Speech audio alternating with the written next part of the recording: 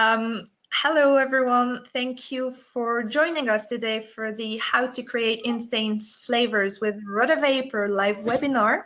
I am Tanina, I am a product specialist at Buchi here in Switzerland, and I would like to let Simone introduce himself as well. Thank you very much, Tanina. Hi everyone, and welcome to this webinar. I'm Simone Onorati from the Jerry Thomas project in Rome, and we will actually show you how to apply technological development to classic cocktails and how actually use the rotovapor applications in your bar. Great, thank you, Simone. So from now on, we're going to stop sharing our camera so that it's easier for you as well.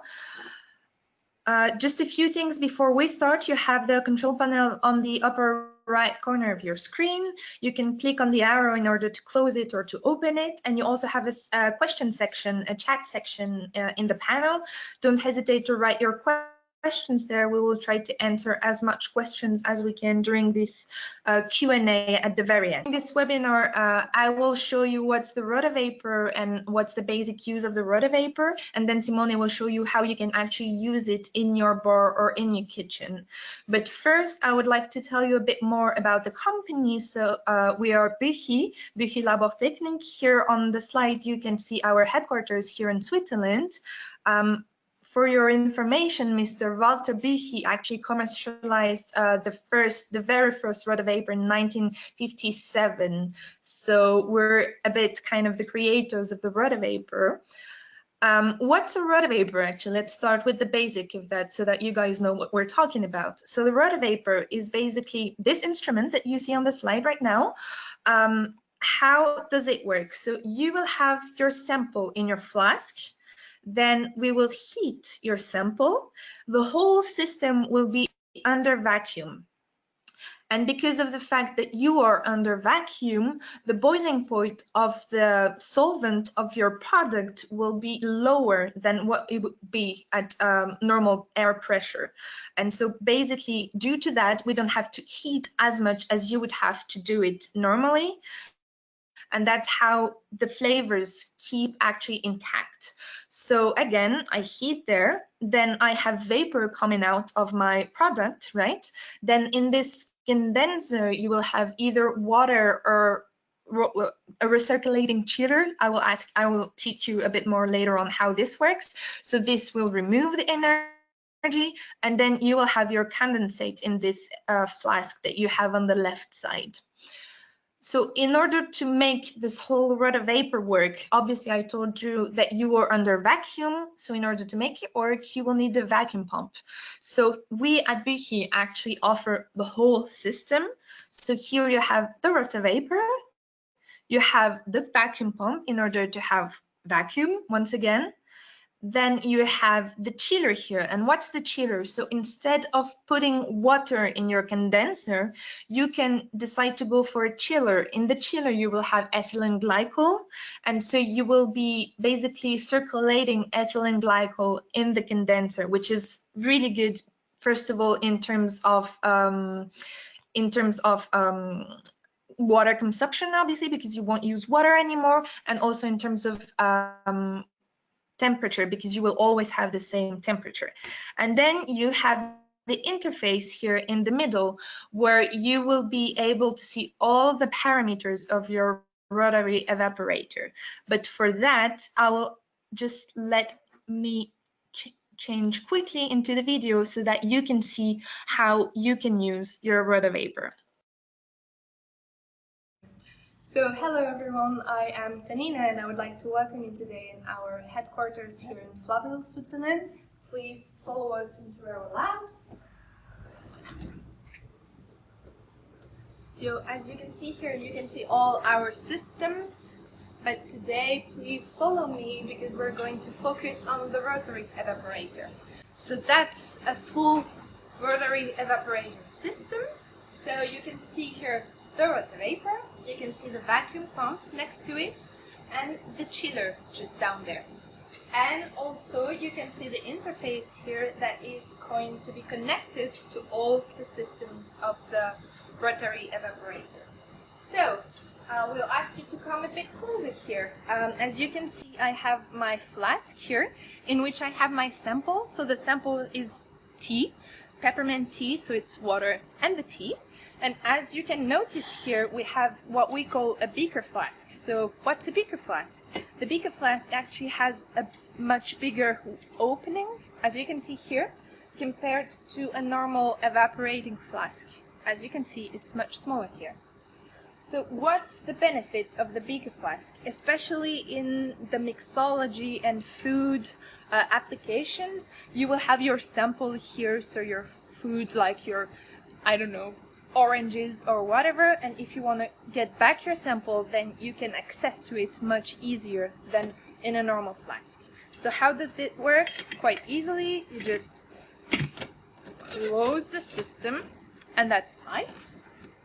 I will put my flask now onto the rotary. Make sure that here it's quite tight. Don't go all the way, but make sure it's a bit tight.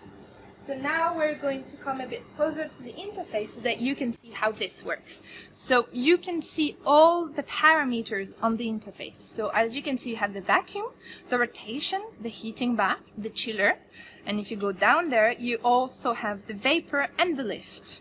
What will be interesting for you to know first is to know the heating bath temperature and the chiller's temperature. So what I would advise you to do is to always put the same temperatures, kind of. So 50 degrees heating bath and 10 degrees chillers, it will work perfectly. So that's the only thing you need to kind of think about. Other than that, the vacuum will be set automatically. So how do you do that? You go into the little book kind of here, and you have what we call the solvent library. So in this solvent library, as you can see, you will have plenty of different solvents. Most of them are chemistry solvents, but the interesting ones for you will be ethanol, obviously, or it will be water down there. So I have water here. So as I told you, in my flask right now, I have tea, so it's water, right?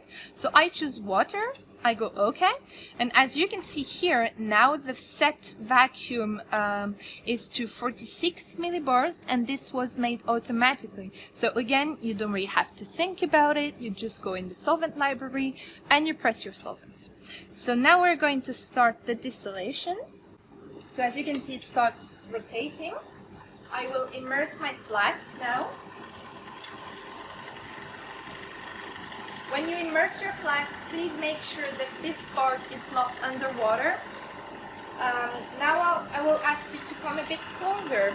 I don't know if you've seen it before, but I have in my flask what we call the foam sensor. As you can see it here.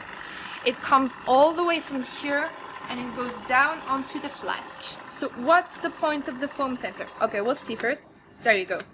That's the point of the foam sensor. So you have foam starting, and then automatically the system will see the foam and it will break the vacuum. It will aerate a bit the system automatically again, so that again the foam breaks. So what's the point of that? Obviously, if you have foam starting here, the foam will just start going here and here and onto the condenser, which means that your sample will be spread all over the glassware of the rotary evaporator. If that happens, you will have to clean the entire system. So that's a bit of a hard task, let's say, to do, but if you have this foam sensor, it will automatically break the foam, so you won't have to think about it or to think about cleaning the condenser that often. It will do it automatically. So that's a really cool tool. And to tell you a bit something about your applications as well, most of the time natural products tend to foam, and since you're going to use natural products in your application, this tool might be really useful for you. So as you can see, now I can just leave my rotary evaporator and it will do everything by itself. And so in the end, what I will have is that the water will be evaporated, I will get water here, so I will get clear water with the taste of mint tea. So that's the kind of applications that you can have. Then to stop everything, I just press stop, and it goes automatically.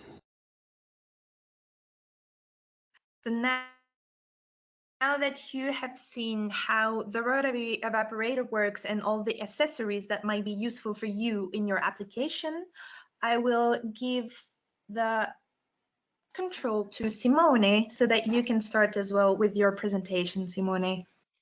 Here we go. Welcome back. It's me again, Simone. Hope everyone actually can see my screen. And as always, I like to start with some special greetings. I like to say thanks to obviously Buki Labor Technique and also the Jerry Thomas people, which support was precious for the whole organization of this event.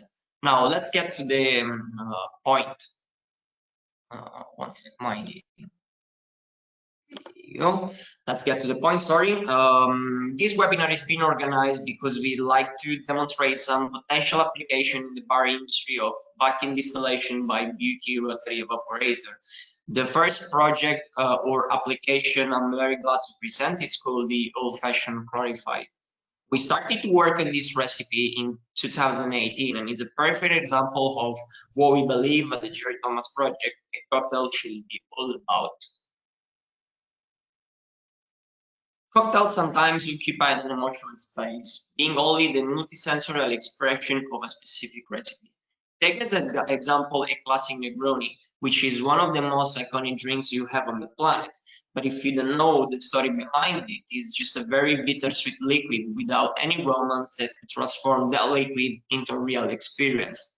At the Jerry Thomas, drinks escape from this old approach, entering a new dimension where each cocktail is able to tell a story, carrying actually emotions with it, defined by specific concept, whose inspiration comes from both personal experiences and, of course, from in-depth scientific studies. Expressing new flavor experiences is what pushes chefs and bartenders to overcome the limits of the everyday ordinary job. And it's precisely from the study of flavor that we find inspiration to create our old-fashioned Clarified. In particular, we place our attention on the impact that the visual stimulus of some cocktails components, such as the color perhaps, can influence the entire sensory experience that derives from it. In our case, distillation is the perfect technology to make a specific flavor invisible. In terms of application, as we will explain in a video shortly, we have used the rotovapor to modify two of the key ingredients of classical fashion, Bourbon and Angostura. Regarding the Bourbon, there are an important consideration to make before we start, and the recipe data are calibrated according to the product that was chosen for this project. Obviously, if you guys choosing a different bourbon with a different ABV, means that you have to change the rotovapor settings if you like to replicate this recipe in your bar. Now, as you can see, by the from the rotovapor settings, they represent actually a perfect compromise between the speed of execution and the final aromatic charge of the distillate. In fact, 80 millibar is an initial pressure quite low considering the 50 degrees Celsius of the thermal bath to evaporate a water ethanol solution. Actually, if I'm not mistaken, if you're gonna check it on the Buki list of solvent, on that temperature, the initial pressure should be about 120 millibars or something like this. Anyway, normally this produce a little loss of product, which is actually due to the dispersion of the vapors which are sucked by the vacuum pump, and it's about 1 to 2%. The process itself is very simple. As you can see, we pour actually 110 grams of bourbon whiskey into the evaporation flask, and after that, actually, we evaporating the solution starting at 80 millibar, lowering the pressure slowly until we arrive to achieve a alcoholic strength of 72 millibar. Actually, 72% ABV is our tail cut, which help us to eliminate all those heavy polymers such as cellulose and lignin that are actually as well a fraction of the aging process of the distillate, which obviously we are not able to carry with the evaporation process. After your distillation is completed, you stabilize the solution with demineralized water, which is actually something I suggest you if you like to elevate the flavor of your distillate. But you can also use mineral water if you like to actually add minerality, so to increase the complexity of it. Until your ethanol content actually reach the 45%. After you did that, you can store your liquid in a airtight container for 24 hours just to make sure it's gonna stabilize before you going to use it. Obviously, the bar, we don't need to forget as a bartenders or chefs that bar or restaurants are first of all business, and the applied technology also help us to get the maximum profit from our ingredients. That's why the leftover I was talking about, we actually obtaining the evaporation flask is not discarded. Once the liquid has been clarified by centrifugation, we made a no-alcoholic bourbon syrup by just adding some sugar, which carries with it some interesting body notes that we use to communicate a new range of non-alcoholic cocktails. So this is something for me very, very nice to know for you, that obviously when you're using such a technology like rotovapor, you can use the concentrated solution you obtain, which in this case is obviously our bourbon distillate, but rather than discarding what you have left in the evaporation flask, you can still use it to make interesting drinks or food application actually. When we talk about a product like whiskey and we want to optimize its aromatic profile, I believe that esters cannot be overlooked, and this is the first group of aromatic compounds we taking in consideration today. Obviously, esters are probably, as you know already, formed during alcoholic fermentation by yeast metabolism and quantitatively present the major class of flavor compounds in distillates. And as you can see from the slide, you have some actually example of the few of the most important ones actually. In nature, there are actually hundreds of ester isolated, and all of them have actually a different aromatic charge. And esters are important because esters and ethanol during the aging time through complex chemical reactions bind to some aromatic compounds that are actually extracted from the barrel. And it's for this reason that we have selected a whiskey that has spent enough time in it to stabilize its aromatic profile. Distilling a bourbon that is too young, especially under 9 years old, does not produce any satisfactory results. So another advice for you, if you like to replicate this recipe in your bar, is that obviously you're choosing a bourbon that have spent, as I said, enough time in the barrel in order to achieve a very flavorful distillate. To achieve obviously a completely clear liquid, we have to distill even the Angostura bitter. As you know, guys, Angostura is one of the best known and most appreciated aromatic bitters worldwide. Regarding the rotovapor settings and the evaporation process, this application is similar to the previous one, but with obviously some differences. And they all depend by obviously the composition of the product, and in this case even from its viscosity. In fact, some aromatic compounds of the Angostura are highly soluble in alcohol and partially in water, which is the reason why they emerge during the whole distillation process.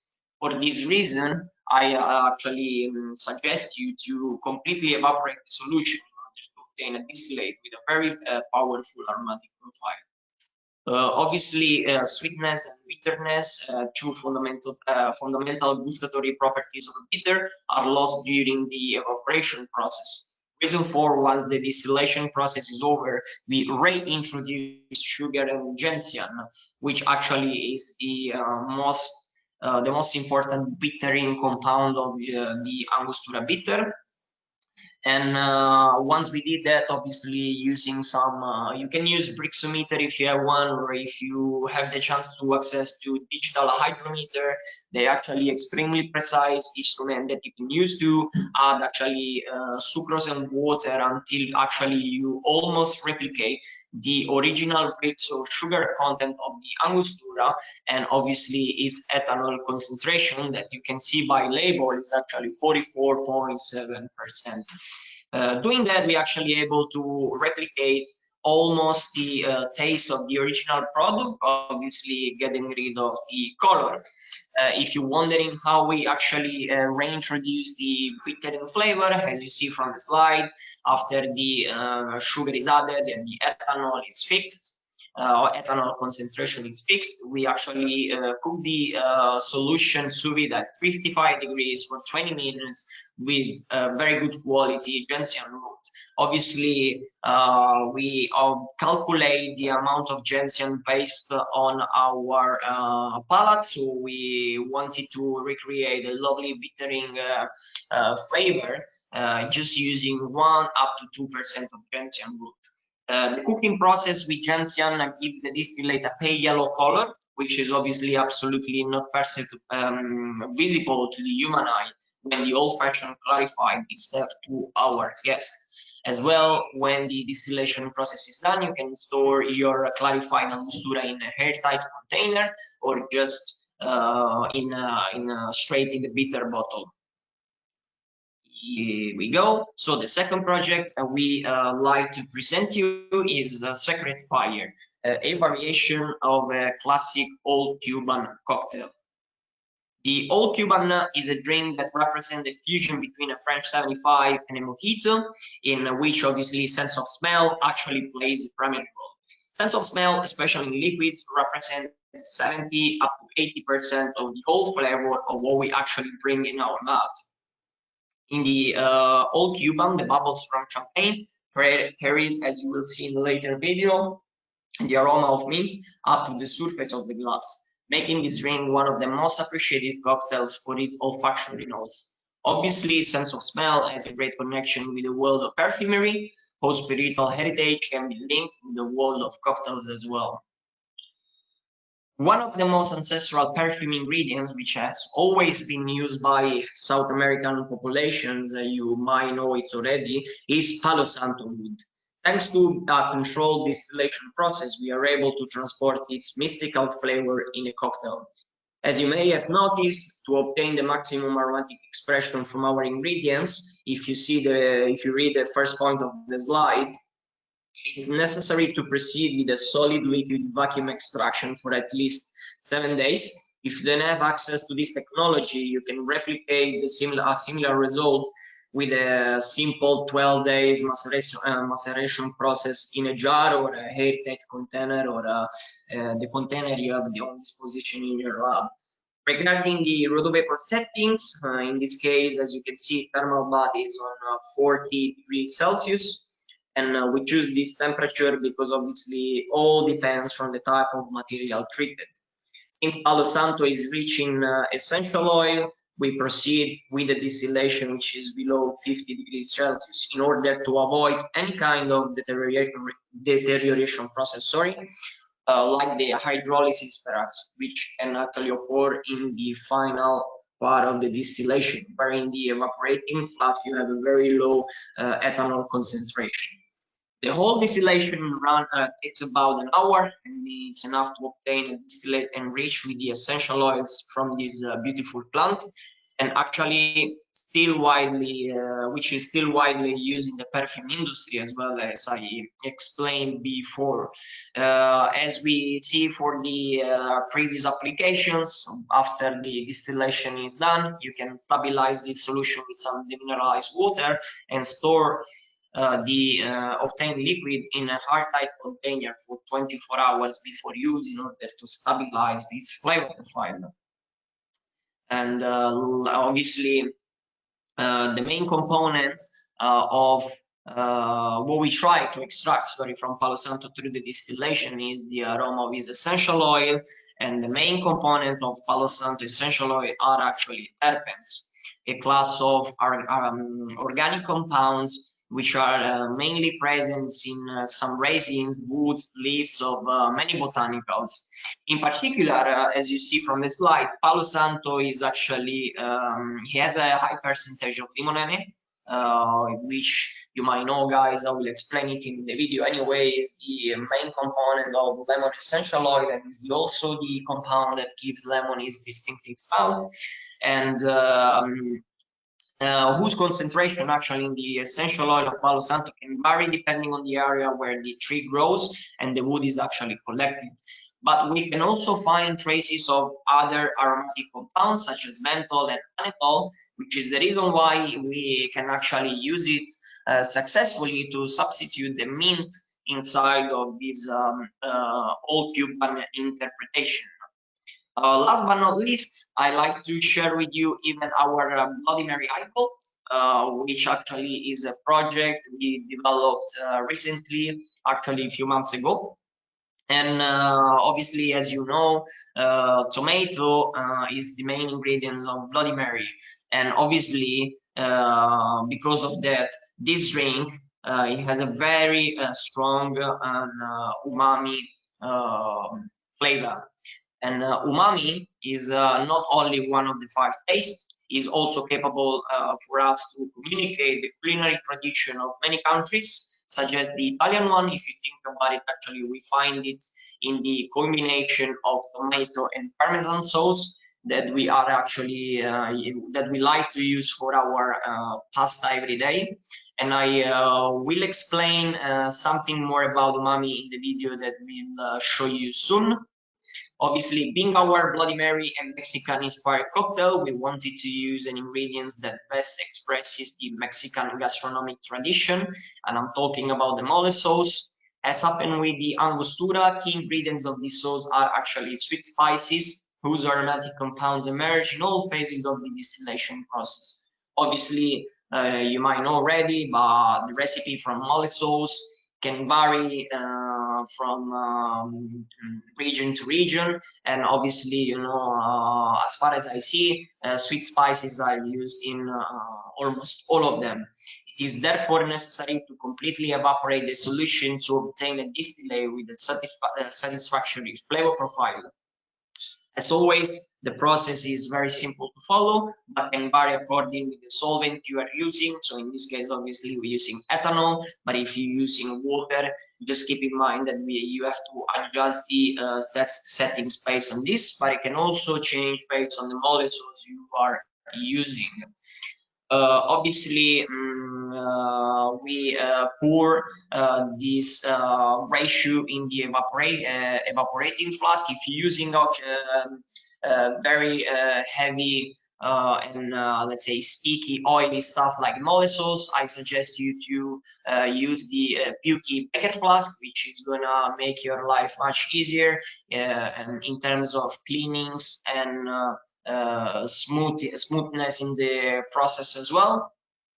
Obviously, these 10 grams of mole sauce and 100 grams of neutral grain spirit represent just the ratio you need to use for this recipe. Obviously, feel free to put more in your evaporation flask. And again here, the distillation run takes about an hour, and after distillation is complete and your the solution has completely evaporated, you can actually stabilize the solution with demineralized water and store it in a airtight container. Don't discard the mole after the distillation is done. You can actually dry it and powder it and use it for a food application as well. Obviously, through the olfactory notes from the mole, we are exponentially enhancing the umami taste of the Bloody Mary. Sweet spices such as cinnamon are fundamental ingredients of the sauce, as I said before, and is the reason and for this reason it's important to consider for me some interesting aromatic components, particularly actually soluble in ethanol, which are always present when we're distilling actually sweet spices. Thank you very much for your attention. I'm done with my presentation. I will now show you the video I was talking about the whole time, and actually where myself and my colleague Michele Garofalo will demonstrate how to translate these applications into cocktails. Before leaving, I invite you to contact us for any clarifications or insight on the topics we just covered. Please feel free to contact us to the following email addresses. And now, please enjoy the video.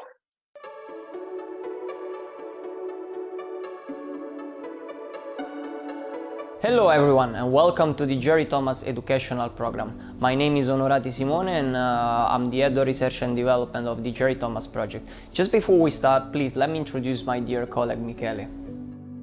Hi everyone, I'm Michele Garofalo. I'm a part of Jerry Thomas project and I'm also responsible for the training program for bartenders called Jerry Thomas Educational. So the Jerry Thomas is a project born 10 years ago and it is a sort of recognition to the master J.P. Thomas, considered the father of the world mixology. The goal was to enhance classical mixology in a period when mixed drink in Italy was a bit far away from the concept of balance and therefore drinking well and responsibly. Our mixology consists in a good blend between a pre-prohibition cocktail with a nice Italian touch. We are also really glad to have been awarded alongside with the best 50 bars in the world since 2014. Today we will analyze the historical and traditional part of some iconic cocktail and how knowledge on modern technologies allow us to revisit this recipe by creating a curious twist on classic.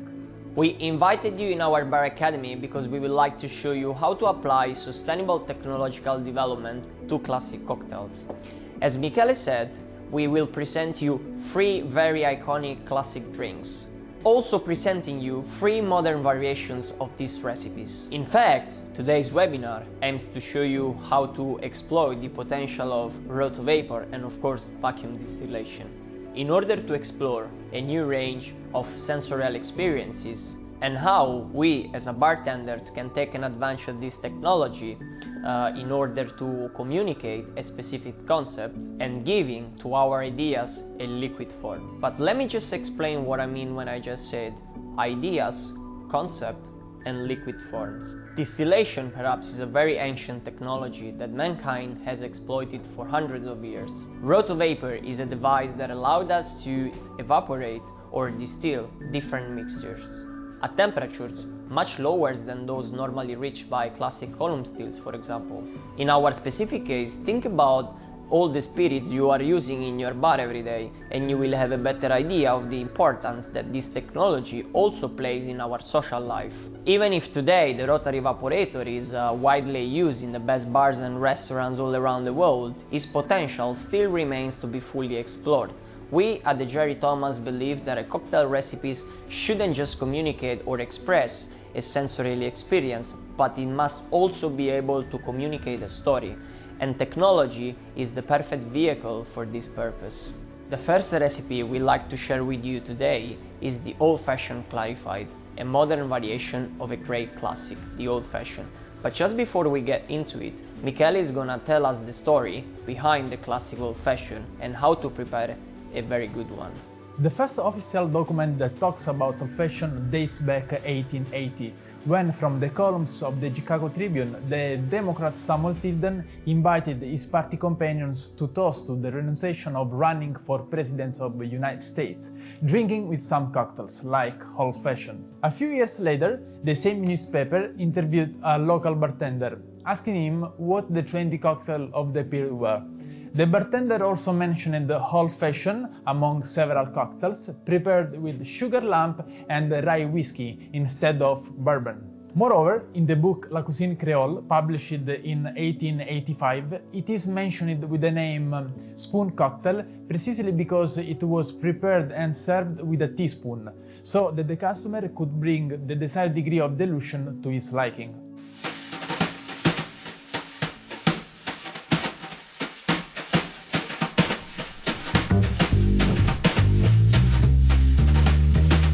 At the Jerry Thomas Speakeasy we prepared with sugar lump of vanilla,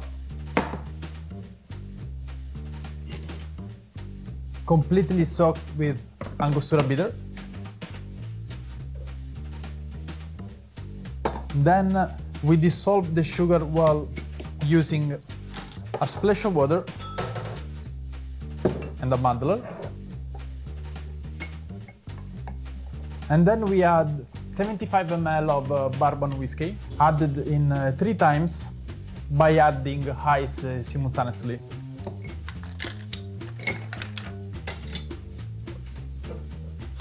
I start with the first 25 ml of bourbon and I give a nice stir, more ice, And I carry on with another 25 ml of bourbon. And the last 25 last year. And then I garnish it with a lemon zest. There we go. And here you have it, old fashioned.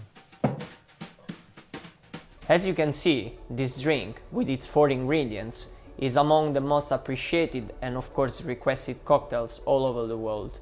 Wondering how we could restructure the recipe of a classic old-fashioned with a modern approach, we decided to start studying the basic principle of the flavor and of course its composition. Today the flavor is known to be a multisensory experience. To understand if what we eat or drink is to our liking, the brain collects and processes a big range of different stimuli, such as auditory, gustatory, visual, and tactile ones. One of the most underrated sensory stimuli when it comes to flavor is actually sight. Some studies carried out by various American universities have shown how, in some circumstances, the visual stimuli can affect the perception of flavor and sometimes the acceptance of food itself. It is therefore very important to always provide unique experiences that are able to stimulate all the human senses. Consequently, a classic old-fashioned deprived of any pigment, it represents a very slippery interpretation for our brain. In fact, the stimulus given by a crystal clear liquid is much more associated with a very refreshing drink, such a glass of water perhaps, rather than a full body style of drink that carries as well the aromatic notes from the wood. After we serve it to our guests, the shock of perceiving a very well-known invisible flavor is the wow effect that makes this experience absolutely unique. To achieve our goal, we use the rotary evaporator, distilling 2 of the main ingredients of a classic old-fashioned, whiskey and Angostura.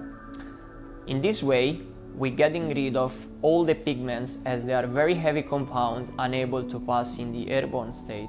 And as well, we're concentrating most of the aromatic compounds, which gives the whiskey and the Angostura their classic aromatic threads.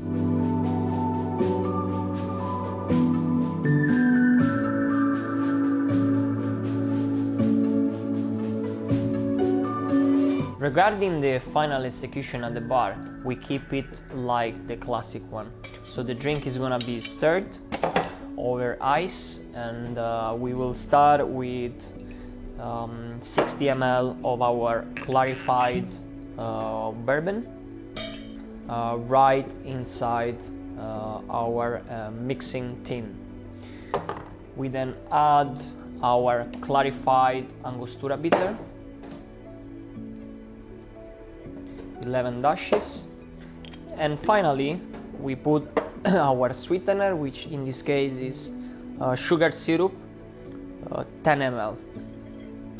We're adding some ice inside, and we're gonna give him a nice stir in order to chill, combine, and give the right amount of dilution.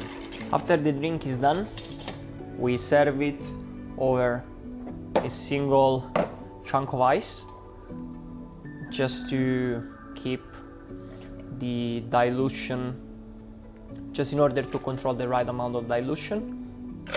And as happened for the classic recipe, we're gonna garnish it with a lemon twist. And there we go, clarified old-fashioned. Another cocktail that we like to present today is the Bloody Mary. There were several personalities who would have liked it to be credited for its paternity.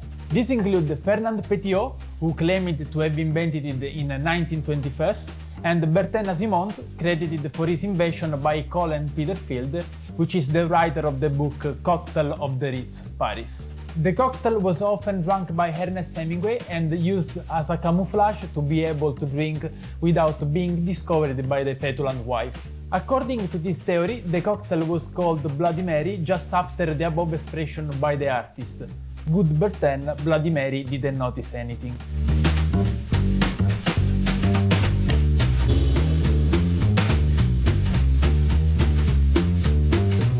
classic interpretation provides 6 ml of regular vodka,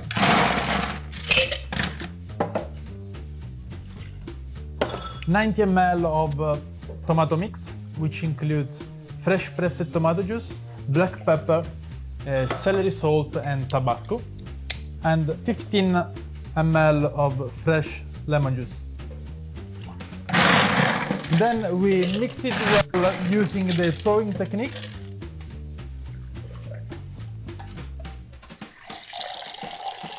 Just few pourings.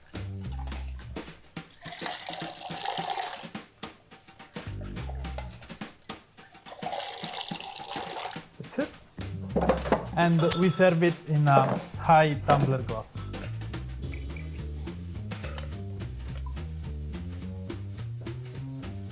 And then we garnish it with lemon zest.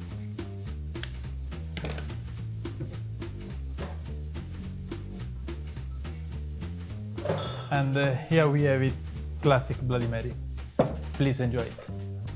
Umami was discovered for the first time by Dr. Ikeda at the Imperial University of Tokyo in the 19th century. The molecule responsible for the umami taste, which we can describe with the word tasty, it's called monosodium glutamate, or MSG. The MSG is present in many foods such as tomatoes, anchovies, mushrooms, milk, and many vegetables. This modern interpretation blends the concept of highball drinks, where the main ingredient is carbonation or CO2, with the classic Bloody Mary.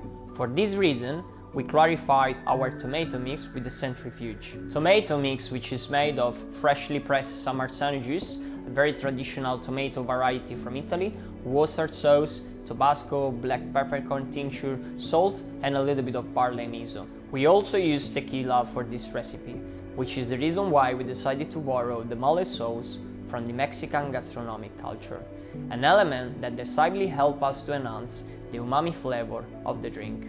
The mole sauce is a typical Mexican product whose recipes varies according to the gastronomic tradition of the region in which it is produced. The sauce we use is made of various ingredients including almonds, cocoa, chicken and tomatoes. Distilling the sauce with the natural grain spirits, always using the root to vapor, we are able to obtain a liquid which is full of aromatic substances, obtaining a correspondence in between the savory flavor of the recipe and its retro-olfactory notes.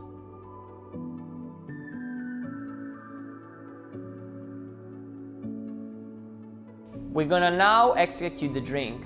Let's start from the glass. As a highball style of Bloody Mary, we will need a highball glass with a single chunk of ice inside.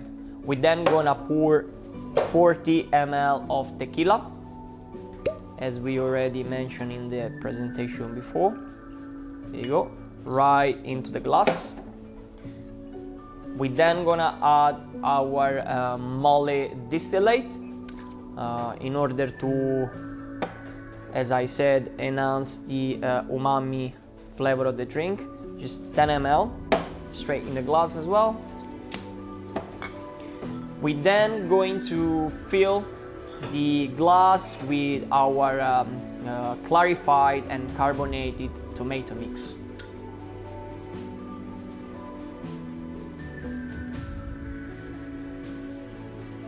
Just giving a very gentle stir just to make sure we combine all the ingredients together. Obviously all those bubbles helps to carry on top of the glass all the different layers of aromas that we find in this drink.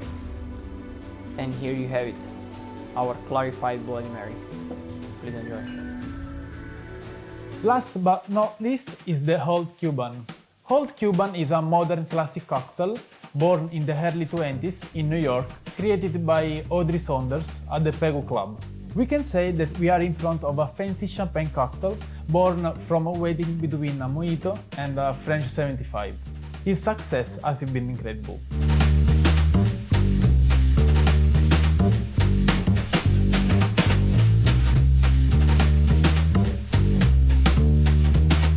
We prepare it using 45 ml of Cuban rum,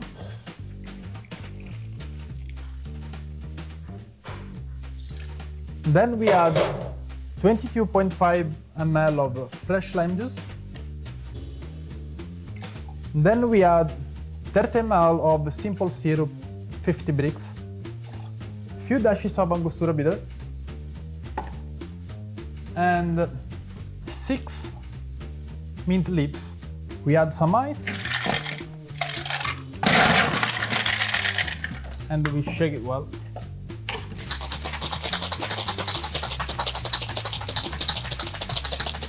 We double strain it in a copper glass.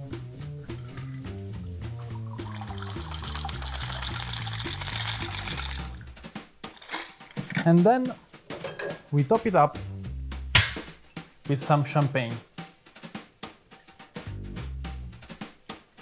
And also we can garnish it with a small mint leaf.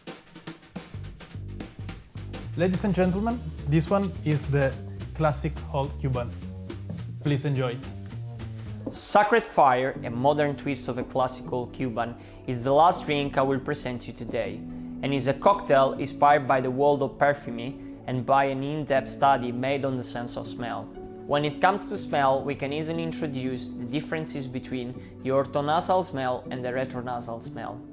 Orthonasal smell is the one we commonly think of, and it mediates a big range of stimuli, evoking our sensation of the aromas of food and, in our case, the sense of perfumes.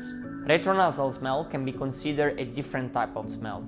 As just mentioned, it arises from inside of the mouth, and is always accompanied by the stimulation of other senses like taste and touch. Retronasal smell intercepts all the aromatic molecules of the food that are released while chewing, creating a false image of the flavor which seems to appear inside our mouth, while in reality everything we perceive in our mouth for a good 70 to 80% is actually smell. Sacred Fire is therefore an edible perfume, where the ingredients used are little associated with gastronomy applications, but heavily used in the perfume industry. We anyway kept the DNA of a classical Cuban intact, with rum, champagne and sugar. We replaced the lemon juice with the citric acid solution, not only to enhance the acidity of champagne, but even to contain the loss of CO2 due to the solid particles present in the lemon juice. We also replaced the mint with a distillate based on Palo Santo, a sacred wood used in some esoteric cultures of South America. Its fumes connect the spirit to the god, purifying the houses from the evil entities. Distilling is essential oil using a rotary. We are able to extract different aromatic compounds such as menthol, anethol and limonene, the same aromatic compound that gives lemon its distinctive smell. We also add a sandalwood bitter, simply infusing sous vide Angostura bitter with food-grade sandalwood essential oil. Sandalwood also goes very well with Palo Santo, adding to the drink beautiful notes of almond and incense.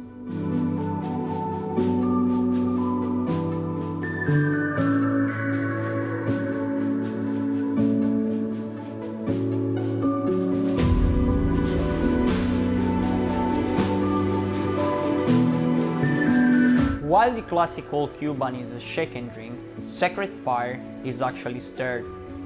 So we will start actually pouring blends of rum. So we're gonna pour 7.5 ml right into the mixing tin. We will then add a little bit of Fino Sherry, which is gonna obviously help to open up all the almonds flavor coming from the Palo Santo wood and the sandalwood bitter as well. So then, as we mentioned before, there is no lemon juice inside of the drink, so we're gonna use just a touch of a concentrated citric acid solution, just 2.5 ml. Right inside. We will use sugar to balance the acidity coming from champagne and the citric acid solution. In this case, we're using 10 ml.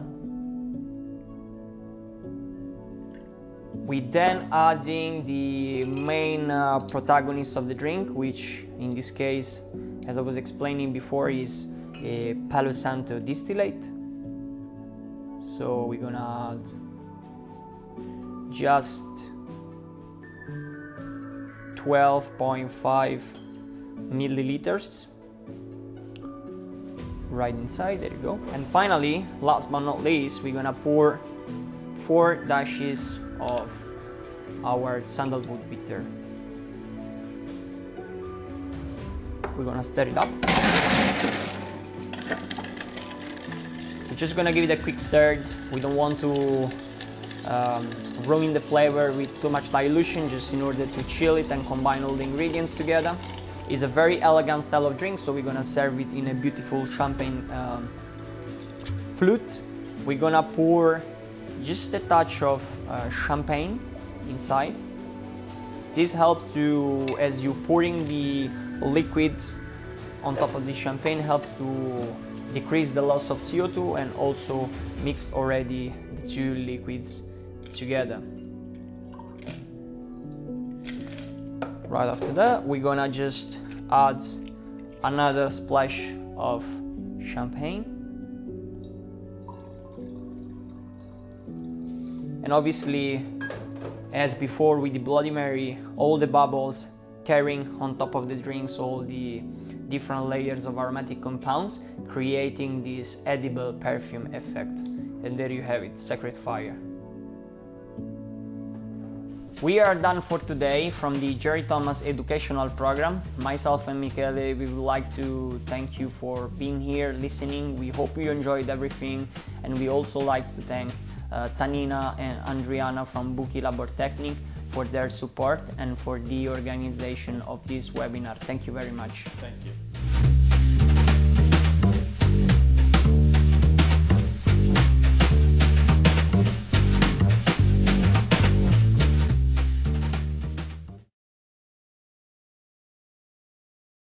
Here we are, guys. I hope you enjoy the video.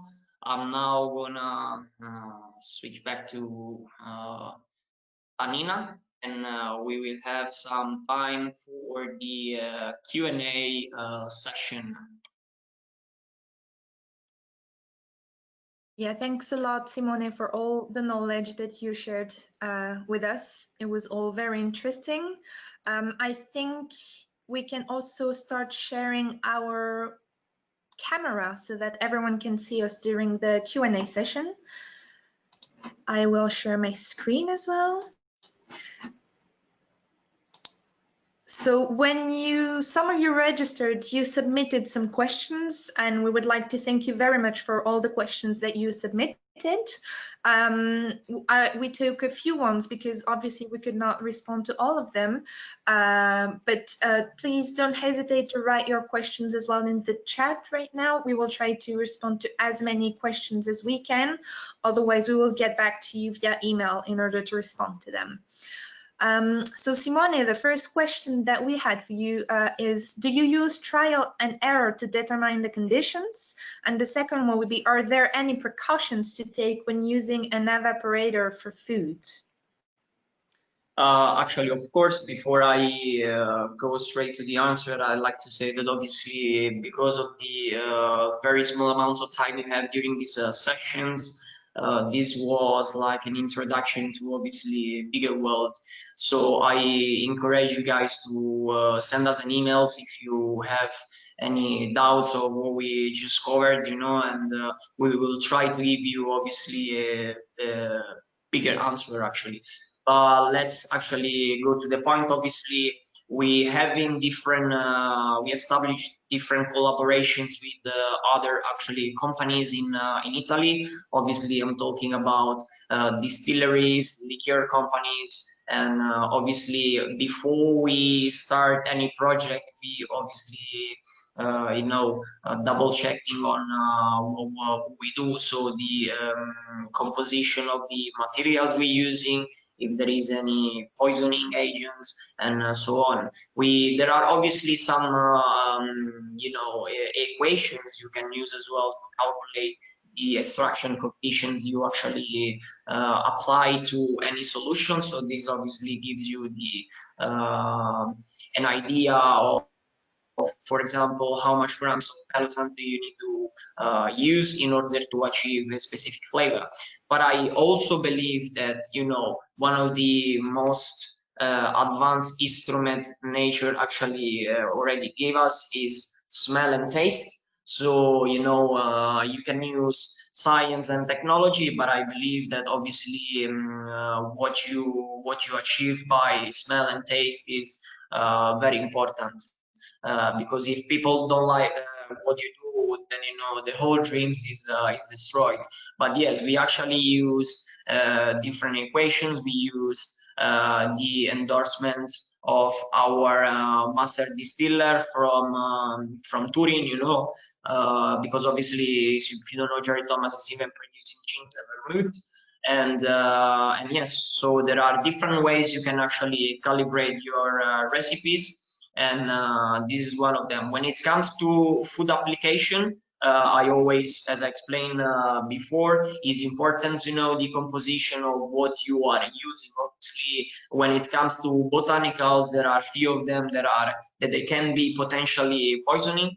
One of them, for example, is absinthe, which is well known to be difficult to distill because it's releasing some very poisoning compounds. So my advice is know your botanicals first, and you know, if you don't have big knowledge on that, you can obviously ask experts in the field, which they're always obviously happy to share knowledge and you know, drive you doing the taking the right decisions. Okay, thank you, Simone. I would maybe add something from my part as well, is that if you guys buy a secondhand rotavapor, make sure that it was not used in the chemistry industry, because we didn't really talk about that, but the rotavapor is actually used usually in the chemistry industry. And so if chemicals went in the glassware, it might be dangerous to eat what you make in this rotavapor. So if so, please make sure no chemicals went in there. So I can go on with the other question, Simone. Is any special requirement, like studies, to get and use one of those in a bar? Well, of course, actually, when it comes to technology and especially distillation, it will be, I believe, necessary to know the physical and chemical principle behind this process in order to obviously obtain always the maximum expression of each ingredient treated. But I also like to say that obviously it's not required you know, university, chemical university, and stuff like this. So you can still obviously improve yourself. You know, as I said before, you know, asking experienced experts in the field to drive you during your learning process. And you know, especially even you know, with applications, obviously you always getting the best out of it. But I believe, yes, it's actually necessary to know the basic physical and chemical principle behind distillation. Let's move on to the next question. Is there any loss of the liquid with this method, and does the ABV suffer changes?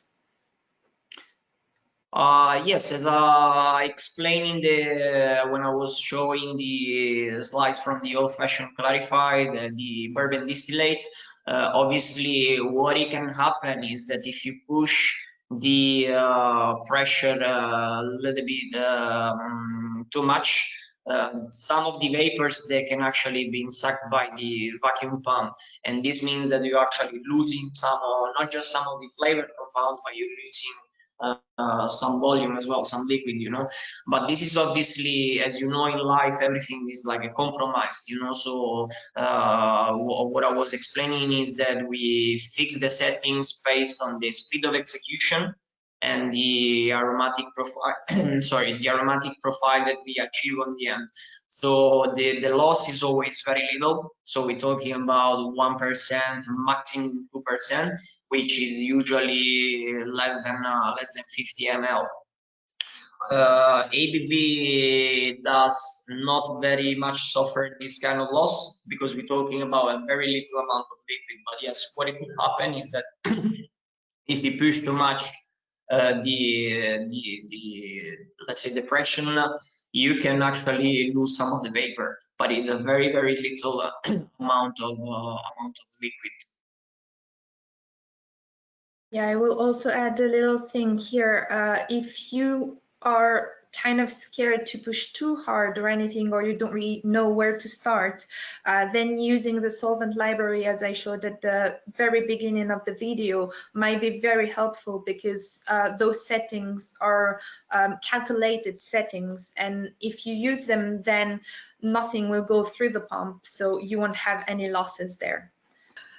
So Simone, another question for you. How do you make the tails and head cuts? So basically, this will be another question where we'll be here talking about for an hour. I'll try to do it as simple as possible. So basically, as you see in the slides we were talking about before, we never actually distill starting from a fermented mash. So taking the example of the bourbon distillate, obviously we decided for the cut when we believed that the concentration of all the aromatic compounds was actually enough to obtain a flavorful distillate. Obviously, this can be done in different ways. If you still today going around distilleries and you have the chance to talk with master distillers, most of them they still do it by smell and taste. That, as I was explaining before, it's very important tool. But you have different methods as well to actually understand how you concentrating the different components in your distillate using different technologies like gas chromatography perhaps. But I understand it is a fairly expensive technology. So another actually way you can do that is by calculating the ethanol concentration. So this means that you actually have to fraction your distillation process, sampling few mLs each time, and this is actually, and obviously using hydrometers or any actually instrument you have in your lab, you can obviously understand your ethanol composition and as well the concentration of the different aromatic compounds, and this is actually helped you to actually make the decision where to cut and how. When we actually work with fermented mash, the story is completely different because it's getting a little bit more complicated. Obviously, you know that yeast metabolism is producing not just ethanol, but different high alcohols, like methanol perhaps, which they having different boiling points, you know.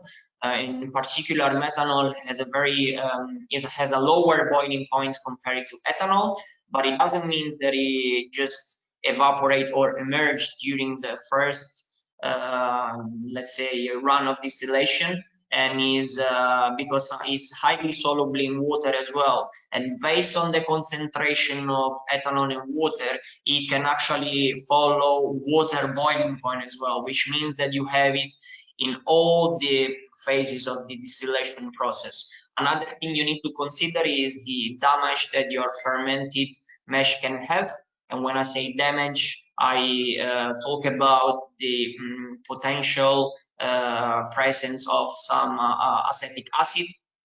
That can be actually something you need to consider because it's a volatile organic acid that you may actually transport in your distillate. So there are different actually things to consider when it comes to fermented mash. And there is not, I believe, this is my personal opinion, so I'm not saying there is like actually science, but I believe that cannot be a standard of this is how you cut when it comes to fermented mash. And still people actually do it mostly by smell and taste, or actually as well as I was saying before, evaluating the ethanol concentration is a good method to decide where and how to make your cut. Great, thank you, Simone, for your answer. I think we are out of time now. Thank you very much for attending this webinar. Thank you, Simone, for helping us to make this webinar happen. You guys. Thank you. You can see all our Buchi platforms on the left side of the slide and the Jerry Thomas platforms as well on the right side of the slide.